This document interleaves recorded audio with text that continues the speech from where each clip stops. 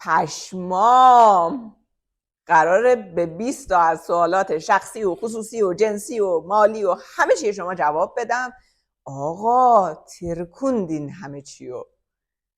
چه سوالایی پرسیدین؟ من فقط سوالاتتون رو مرور کنم بعد برم سر وقت پاسخگویی. اول از همه من حنای قصه هستم، اومدم به سوالات شخصی شما جواب بدم. خیلی خوشحال میشم کانال رو سابسکرایب کنید، کنارم باشید و تا آخر این ویدیو رو دنبال کنید. آخرش قراره یک داستانی رو براتون تعریف کنم که هیچ وقت درباره‌اش حرف نزدم. اون داستان چیه؟ من کلاً توی چند سال با 2 تا آدم آشنا شدم، 2 تا آلمانی، و راجع به این که دومی چجوری ازش جدا شدم، چه اتفاقی بین ما افتاد، هیچی نگفتم. آخر این ویدیو میخوام که مفصل در این رابطه صحبت کنم و جریان رو براتون تعریف کنم.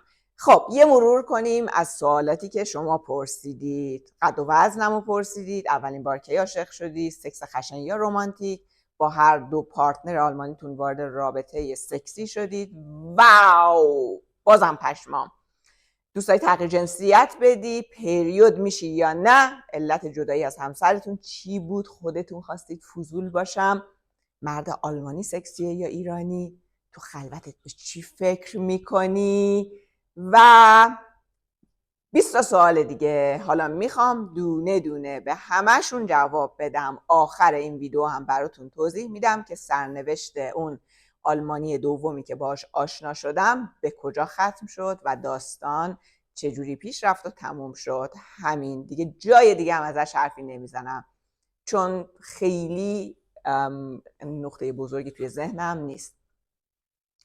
قد و وزن شما چقدره؟ قد من 1.63 و الان در حال حاضر وزن من 68 کیلوه. خب اولین بار کی عاشق شدی؟ اگه بخوام به اولین بار برگردم، به دوره نوجوانی برمیگردم، 12-13 سالگی.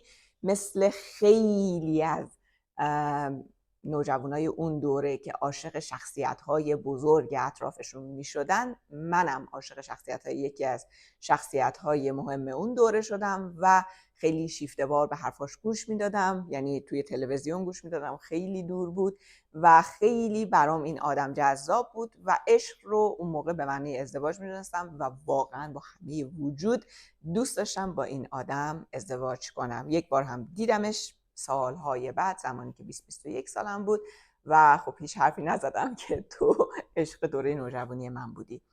خب تا حالا اونقدر بی پول شدی که نتونی یه دونه نون هم بخری؟ من الان تو اون موقعیتم. تا حالا اونقدر بی پول نشدم که نتونم یه نون هم بخرم، ولی انقدر مشکلات کاری و اقتصادی و مالی داشتم که واقعا توش مونده بودم، نمیدونستم چجوری هندلش کنم و هر روز بین تمام این چالش ها و بدهی ها نذر کرده بودم یه تعداد نون بخرم و به نونوا بگم که بین آدم هایی که پول ندارن و نیازمندن اون نونا رو تقسیم کنه و همیشه و با همه وجود باور دارم که دعای اون آدم ها زندگی منو نجات داد. هنوزم هر زمان که واقعاً به گره مالی برخورد میکنم، یک مبلغی رو با اینکه واقعا خودم نیاز دارم میدم به کسی که احتیاج داشته باشه به صورت کالای مصرفی خونه، مثلا برنج یا روغن، و گشایش توی زندگیم به وجود میاد. به نظرت عشق بی قید و شرط به جنس مخالف وجود داره؟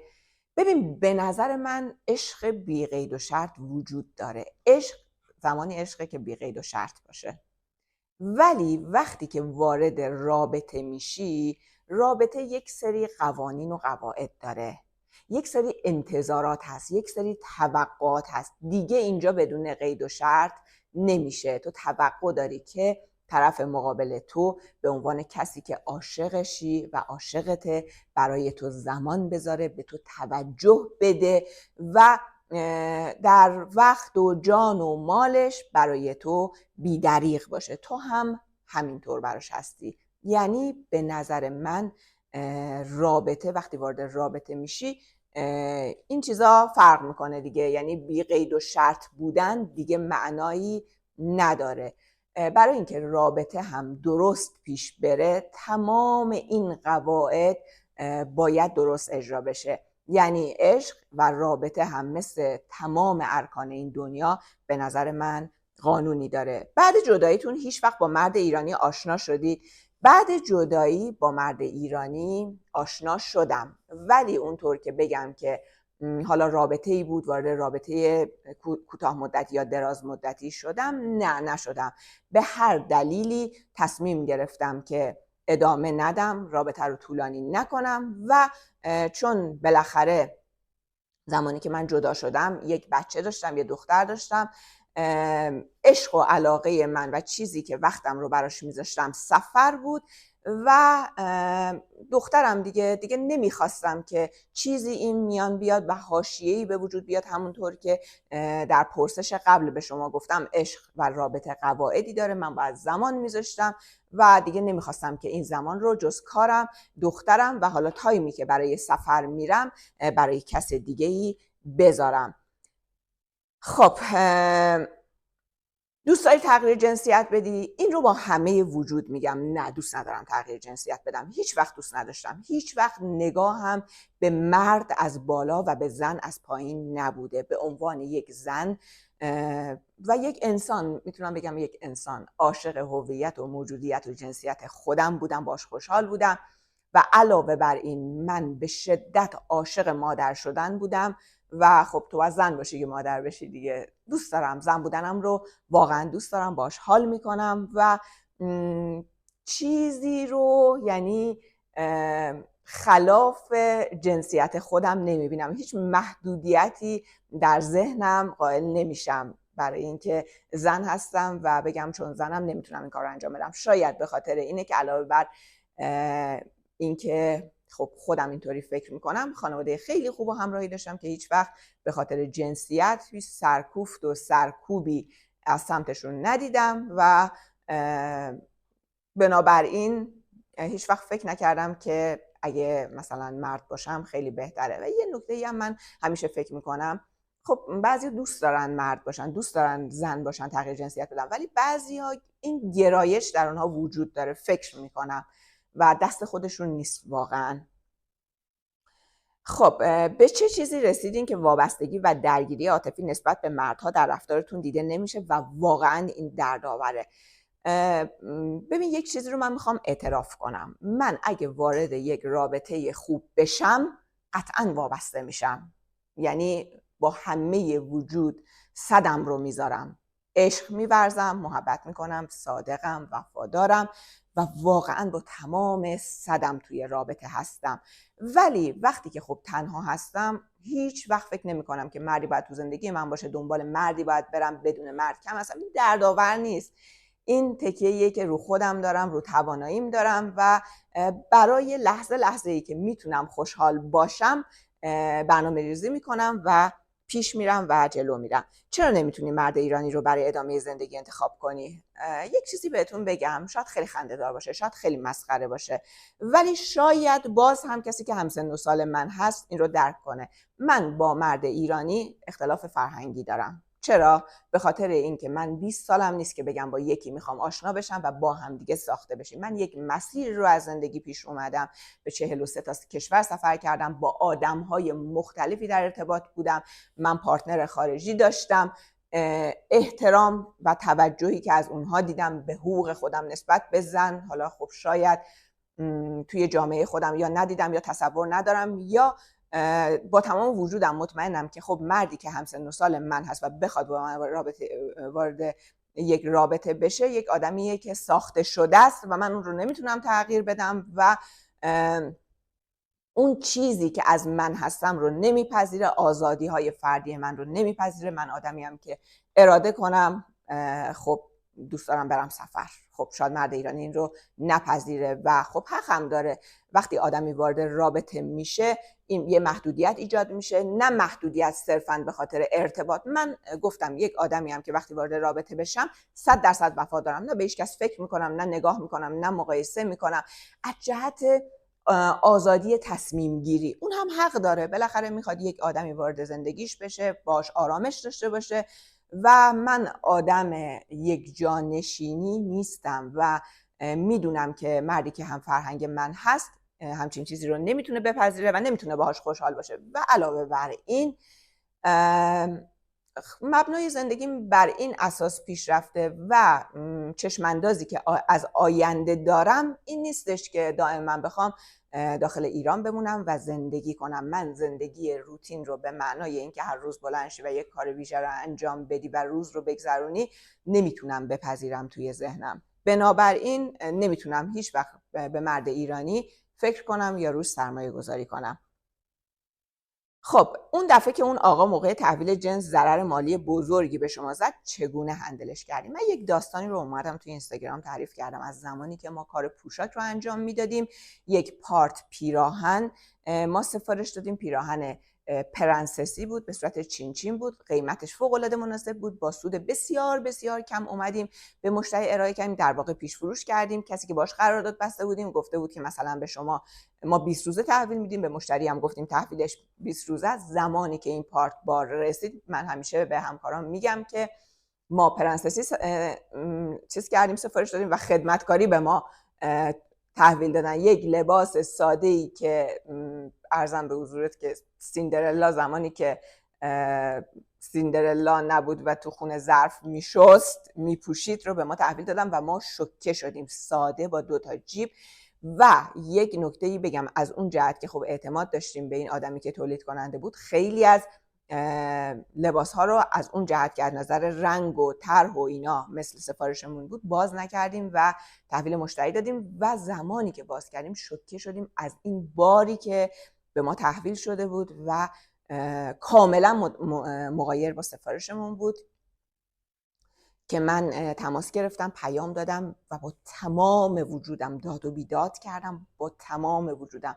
من اصلا آدم عصبانیت و داد و بیداد و دعوا نیستم، اصلا دعوا که اصلا هیچ وقت، ولی داد و بیداد کردم. گفتم این چیه تحویل دادی؟ اینم گفتش خانم شما نمیدونم مشکل روانی داری. گفتم آقا این تعهد مشکل روانی نیستش، اون چیزی که تو به من تحویل دادی من نمیتونم برای مشتریم بفرستم. یک درگیری بین ما و این آقا ایجاد شد و ناراحتی و دلخوری بابت سفارشی که برای مشتریامون فرستادیم و خب مشتری‌ها اون موقع خیلی بی‌طاقت تر بودن و جنسی که با قیمت مناسب تهیه می‌کردن احساس می‌کردن که خب اجازه دارن هر جور که میخوان با ما حرف بزنن، چون ما اون موقع ارزون فروش بودیم و ولی با شخصیت بودیم، محترم بودیم، ولی چون یه عده تصور داشتن که چون ارزون میفروشیم آدم‌های ارزونی هستیم و حق دارن به ما بی احترامی میکنن. بسیار بی احترامی شنیدیم، بسیار حرفای بد شنیدیم و این رو هم بگم که ما با حداقل سود این لباس رو فروخته بودیم 100 تومن، قیمت 100 تومن. به خاطر اون 100 تومن تمام، یعنی از یه طرف این ور درگیری داشتیم، از یه طرف با مشتری درگیری داشتیم، جنسشون رو ازشون خواستیم برگشت بزنن، باز هم تو پروسه برگشت خیلی اذیت شدیم، پولشون رو پس دادیم. این آقا چکایی که بهش داده بودم پس گرفتم، جنسش رو مرجوع کردم و خلاصه اون بین ما هم ضرر مالی دیدیم، هم از نظر روحی، هم از نظر اعتبار کارمون و خیلی پایین رفتیم. خیلی روزهای بدی برای ما بود. یعنی اگه من بخوام روزی طلب خسارت بکنم از این آدم، باید تمام این خسارت‌های روحی که به ما زد رو محاسبه کنم و ازش بگیرم. بگذاریم. تو خلوتت به چی فکر میکنی؟ تو خلوتم من به سفر فکر میکنم.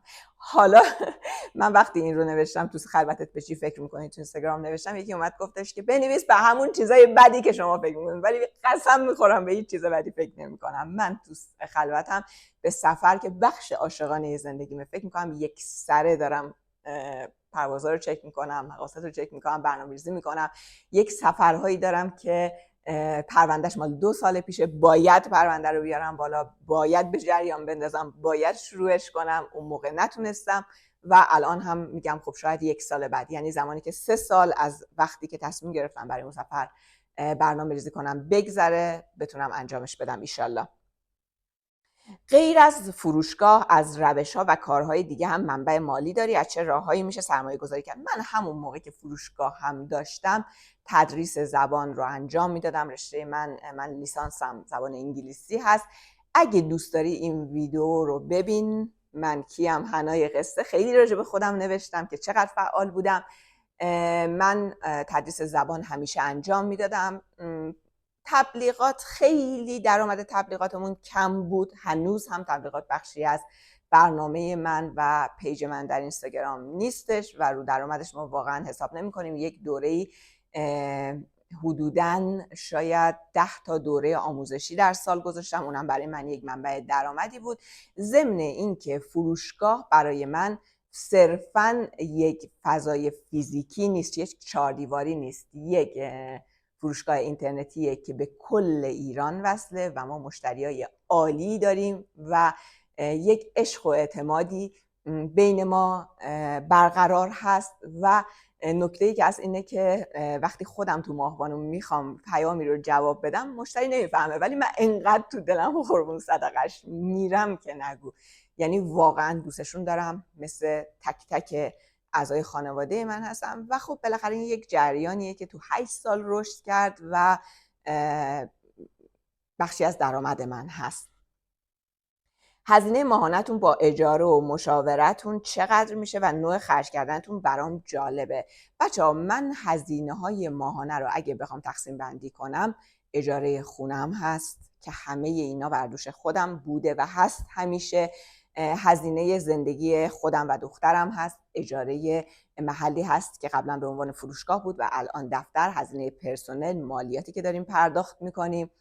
عرضم به حضورتون که هزینه آب، برق، گاز، تلفن، همه اینها هست. یک بخش مشاوره مدیا داریم، یک بخش برای ادیت ویدیوها توی یوتیوب طراحیشون داریم که همه اینها هزینه است. و من فکر میکنم اگه این هزینه های ماه رو من بخوام امروز که شهریور ماه، فکر میکنم 7 شهریور 1404 به دلار، فکر میکنم دیگه دلار 104-5 تومنه، فکر میکنم حساب کنم حدوداً 200 میلیون در ماه هست که ما ثابت داریم پرداختشون میکنیم. خب مرد آلمانی سکسیه یا مرد ایرانی؟ به نظر من مرد ایرانی خیلی فانتره. یعنی مرد ایرانی باحاله، خوب خرج میکنه، فانه، ولی اون توجه و احترامی که مرد آلمانی به حقوق مثلا پارتنرش میذاره، حالا آدم ها قطعا متفاوتن، خیلی خوبه، خیلی جذابه، آزادی میده که تصمیم بگیری و رابطه ای رو با تو برقرار میکنه که بر مبنای بالاخره اعتماد هست. اون اعتماد است و این اعتماد به تو آرامش میده، باعث میشه که رشد کنی. باز هم میگم خوب و بد داره، همه آدم های یک جور نیستن، قابل اتکا و قابل اعتماد هست و اگه ازت حمایت کنه و شخصیتش حمایتگر باشه خوب حمایت میکنه. یعنی اتفاقی اگه بیفته، خطری پیش بیاد یا تو برات مشکلی پیش بیاد، واقعا کنارته و خودش رو شریک توی مشکلات تو میدونه. خب علت جدایی از همسرتون چی بود؟ خودتون خواستید فضول باشیم؟ آره من خودم خواستم سوال کنید. یه نفر از دوستان نوشتش که این اصلا خوب نیست که آدم ها اینقدر وارد حریم خصوصیت بشن. گفتم که اصلا خوب نیست. شما هم هرگز به کسی اجازه ندین وارد حریم خصوصیتون بشه. کما اینکه اگه کسی تو دنیای واقعی جلوی من رو بگیره و راجع به تک تک این سوالات مجدد بپرسه، من میگم استاپ. این بخش رسانه منه، بخشیه که تو رسانه میخوام راجع بهش صحبت کنم و تو زندگی واقعی هیچ علاقه ای ندارم با تو وارد صحبت در مورد این موضوع بشم. این بخشی از حریم خصوصی منه. یک ماجرایی رو من چند وقت پیش خوندم در مورد اولین نسل مدل‌های لباس زیر، حالا تو اروپا یا آمریکا بود، کامل یادم نیست.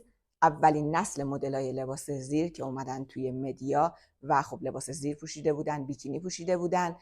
با اونها که صحبت کردن توی سالهای میان سالشون گفتن که خیلی برای ما سخت بود که ما به جامعهمون و اطرافیانمون القا کنیم و جا بندازیم که ما اگه اومدیم اینجا بیکینی پوشیدیم جلوی دوربین، تو حق نداری تو زندگی واقعی به ما بگی لخت شو. این بخشی از مدیاه، بخشی از کارمونه. تو زندگی واقعی ما حریم خودمون رو داریم. این سوالات که اینجا مطرح میشه مخصوص همین جا هست. من خودم اجازه دادم به جامعه‌ام از من این سوالات رو بپرسه و این دلیل نمیشه که وقتی کسی تو خیابون من رو دید سلام علیک کنه و یک سوال شخصی بپرسه. من خیلی رکبه بدون تعارف میگم که هیچ علاقه‌ای ندارم راجع به این قضیه صحبت کنم. علت جدایی از همسر سابقم این بود که واقعاً ما با هم دیگه متفاوت بودیم. همون زمان که من با ایشون آشنا شدم، با ایشون وارد زندگی مشترک شدم، شخصیت خودم رو داشتم، رویاهای خودم رو داشتم. من به شما گفتم که از بالاخره 13-14 سالگی علاقه‌مند شدم به یادگیری زبان. رویام کشف جهان، سفر به جهان بود. شروع کردم به پیدا کردن، 35 سال پیش شروع کردم به پیدا کردن دوست مکاتبه خارجی. به خاطر اونها رفتم زبان انگلیسی یاد گرفتم. به خاطر اینکه دنیا رو بگردم رفتم رشته زبان انگلیسی رو انتخاب کردم. به خاطر اینکه پولش رو داشته باشم، مستقل باشم، انتخاب کردم که دبیری بخونم. رفتم کرمانشاه دبیری زبان خوندم که حقوق داشته باشم از همون اول. بنابراین زندگی من برنامه و هدف داشت. زندگی من یک چشمانداز داشت که نمیتونستم اجازه بدم یک آدم دیگه بیاد اون رویا و چشمانداز رو خراب کنه. ایشون بسیار حمایتگر، بسیار محترم، بسیار آدم خوبی بودن، بسیار باهوش. ولی چیزی که بود، معتقد بودم به زن باید تمام امکانات رو داد ولی توی خونه بشینه، یا اگه جایی میخواد بره کسی همراهیش کنه. و خب من یواش یواش داشتم افسرده میشدم و تمام اون چیزی که از خودم و هویتم داشتم، سفر، رویا پردازی، جلسات شعری که میرفتم، کار با مطبوعات، همه تموم شده بود. اجازه این رو نداشتم که به هیچ کدومشون بپردازم و به بهانه اینکه خب بالاخره تو هیچ نیاز مالی نداری، 1000 برابر حقوق آموزش پرورشت رو داری. 1 سال من مرخصی بدون حقوق گرفتم و همه اینها با اینکه خب من رفاه 100% رو داشتم، توی یک خونه خیلی عالی زندگی می‌کردم، یک زندگی فوق مرفه داشتم، همه چی برای من آماده بود. اگه خرجی قرار بود تو زندگی من داده بشه واقعا با دست و دل بازی و به دلار بود، به ریال هم نبود، به دلار می آورد روی میز میذاشت و میگفت برو خوش بگذرون. ولی من این آدم نبودم و نمیخواستم تغییر هویت بدم. وقتی همه چی رو تو 2 تا کفه ترازو چیدم، دیدم اون رویاهای خودم، اون چیزی که از خودم میبینم تو سالهای آینده، اون رو میخوام و سنگین تره و اگه اون رو از دست بدم دیگه من آدمی نیستم که بتونم خودم رو دوست داشته باشم، به خودم عاشق باشم. این شاید یک بخش دلیل بزرگی بود برای جدایی. شاید کسی درک نکنه، خنده‌دار باشه، موجه نباشه، ولی واقعا داشت روح من بیمار میشد. بزرگترین دردی که تا حالا داشتی و باهاش کنار اومدی چی بود؟ من نمیدونم منظور درد جسمیه یا درد روحیه. درد جسمی که داشتم سوختگی پام بود که موقع رانندگی 2 سال پیش تیر ماه 1402 زمانی که داشتم از تهران میرفتم سمت کاشان، رادیات ماشینم ترکید و پام دچار سوختگی شد و 4 ماه من با زخم باز زندگی کردم و این بزرگترین درد جسمی من بود. و از لحاظ روحی من باز هم بهتون گفتم وقتی آدم وارد یک رابطه خوب میشه دیگه همه چی واقعا کنار گذاشته میشه، با همه وجودش انگار وقت به اون رابطه میشه. جدایی از پارتنر آلمانیم برای من خیلی سنگین بود و خیلی درد عمیقی رو من تجربه کردم که تو ویدیوهای بعدی من با شما مفصل در موردش حرف میزنم. بدترین ضرر مالی که اوایل کارتون داشتین کی بوده؟ بدترین ضرر مالی زمانی بودش که اولین بار برای خرید جنس به تایلند رفتم و اصلا نمیدونستم باید چی کار کنم. 150 کیلو بار خریدم. یا خدا، باز هم میگم پشمام. توی 10 تا بسته بزرگ بسته‌بندی کردم، آوردم فرودگاه، همه هنگ کرده بودم، فکشون افتاده بود. چقدر جریمه دادم اونجا. اومدم و گمرک گرفتش بارم، گفت خانم بات باز، اینا چیه داری میاری؟ اینا رسما غیر قانونیه، تو نمیتونی رد کنی. گفتم جریمه فلان. گفت خانم 150 کیلو باره، یک کوه باره، جریمه هم بدی نمیشه. و بردن گمرک و اندازه همون مبلغی که بار خریده بودم، فکر کنم حدود $3000 رو ما خرید کردم، اندازه همون مبلغ من جریمه دادم و برای من همش ضرر شد. خب پریود میشی یا نه؟ در مورد یائسگی خانم ها الان شهریور ماه 1404 هست، من 48 سالمه و بله هر ماه پریود میشم.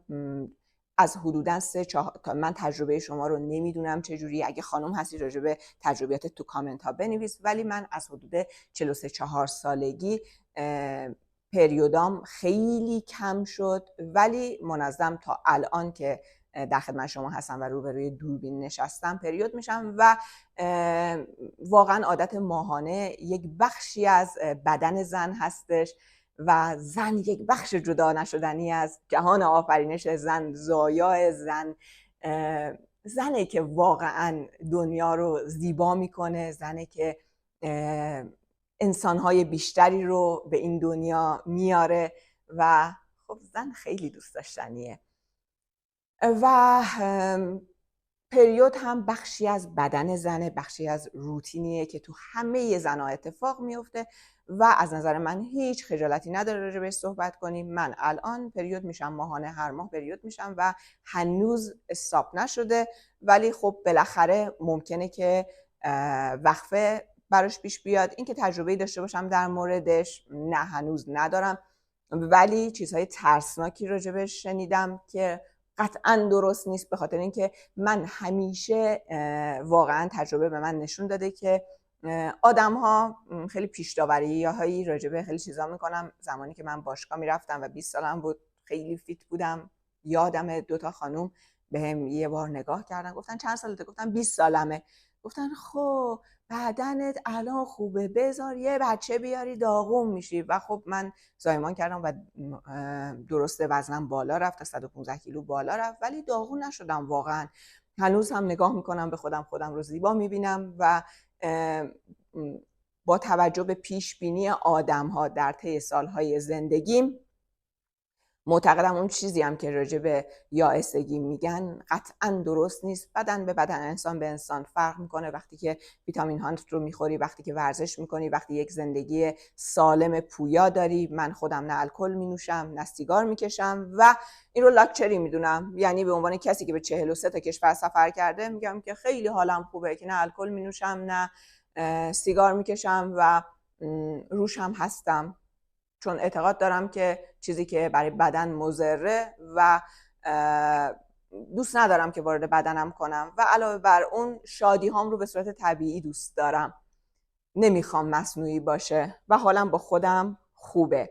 خب با هر دو پارتنر آلمانیتون وارد رابطه سکسی شدید. حالا من نمیدونم، این هم توی جامعه من تابوه و صحبت کردن راجبش تابوه، ولی اگه کسی وارد رابطه پارتنرشیپ میشه با کسی، قطعا این اتفاق بینشون میفته و چیز بدی هم نیست و بخشی از بالاخره جهان خلقته و غیر عادی نیستش واقعا بین زن و مردی که وارد رابطه شدن. سکس خشن یا رمانتیک، اینو واقعا متوجه نشدم چون اصلا تو باغ این چیزا نیستم. به نظر من سکس یک ارتباط روحیه. یک نفر رو تو ممکنه دوست داشته باشی، عاشقش باشی، از ارتباط باش لذت ببری، از بوسه، نوازش، حالا خشن یا رمانتیک یا هر چی، همون بوسه و نوازش اگه از سمت کسی باشه که تو دوستش نداری، حس بدی داری، حالت ازش بد میشه یا بدون اجازه تو وارد حریم تو شده، به نظر من نوعی از تجاوز به حساب میاد، حالا از سمت هر کسی که میخواد باشه. بنابراین این یک قضیه روحیه و تنها به بدن ربط نداره و روحت باید با اون آدم خوشحال باشه. وقتی روحت خوشحال باشه دیگه دقت نمی‌کنی که آیا این چیزی که بینتون اتفاق افتاده رمانتیکه یا خشنه یا اتفاق میفته دیگه، هر جوری اتفاق میفته، یک جور که نیستش که هر بار یک جوری بالاخره پیش میاد بین دوتا آدم. و آخرین، فکر میکنم این آخرین سوالتونه که گفتید که یار آلمانی آخرتون چی شد، چرا کات کردین؟ من با پارتنر آلمانیم که آشنا شدم و ازش جدا شدم و داستانش رو قرار براتون تعریف کنم، با یه آلمانی دیگه آشنا شدم. یک ارتباط خیلی کوتاه مدت بود. آدم خیلی خوبی بود، آدمی بود که بالاخره تلاش میکرد که یک ارتباط درستی رو ایجاد کنه، ولی مشکلی که بود این بودش که این آدم خیلی علاقه به الکل داشت، خیلی الکل می نوشید. باز هم من هیچ دخالتی نمی کردم. گاهی وقتا بار که می رفتیم با هم، ایشون الکل سفارش میداد، من قهوه سفارش میدادم توی بار و اصلا برای من مهم نبود که حالا غیر عادیه یا عادیه. وقتی که قهوه بود اونجا و من سفارش میدادم یعنی اینکه خیلی هم عادی بود. هیچ مشکلی در این رابطه با هم نداشتیم. هیچ وقت اذیتم نمیکرد که تو چرا الکل نمیخوری. ولی زمانی که این آدم الکل نمیخورد خیلی حساس، شکننده، عصبی میشد. سر کوچکترین موضوعی که اصلا مهم نبود عصبانی میشد، داد و بیداد میکرد. بعدش خیلی ناراحت میشد و باز هم عذر نمیخواست. میگفت این طبیعیه دیگه، حالا پیش اومد دیگه، این رفتاری که تو کردی در نتیجه من عصبانی شدم و این داد و بیداد پیش اومد. و من وقتی که فکر کردم و تو ذهنم محاسبه کردم که آیا میخوام رابطه ای داشته باشم با یک آدمی با این خصوصیت اخلاقی و چشماندازش رو یک زندگی پر از چالش دیدم، در حال من سکوت میکردم، من دعوا نمیکردم، ولی این دعواها، این بالاخره عصبی بودنها خیلی آزارم میداد و غیر قابل تحمل بود. منی که آرامش برام مهمترین نکته زندگیه و نمیتونم واقعا این چالش ها رو تو زندگی تحمل کنم. خیلی ها میگن بخشی از رابطه است، بخشی از زندگی است، ولی آقا من میگم که نه، تسلیم. من رابطه با دعوا و چالش رو به این نحو نمیتونم بپذیرم که طرف مقابل عصبانی بشه، داد و بیداد را بندازه، حتی بعدا اگه بخواد عذرخواهی کنه چیزی درست نمیشه. دیدم نمیتونم ادامه بدم، دیدم خوشحال نیستم و دیدم که به عنوان یک زن، به عنوان یک انسان حق این رو دارم که انتخاب کنم که با یکی رابطم رو ادامه بدم یا ندم. بنابراین ادامه ندادم و کات. اگه تجربه‌ای داری در هر یک از مواردی که من باهات صحبت کردم در موردش، حتما توی کامنت ها بنویس. من تک تک کامنت ها رو میخونم، بهشون پاسخ میدم و خیلی خوشحال میشم و قربون صدقت میرم وقتی که کامنت میذاری، وقتی که دنبالم میکنی و وقتی کنارمی. به امید داره در ویدیوهای آینده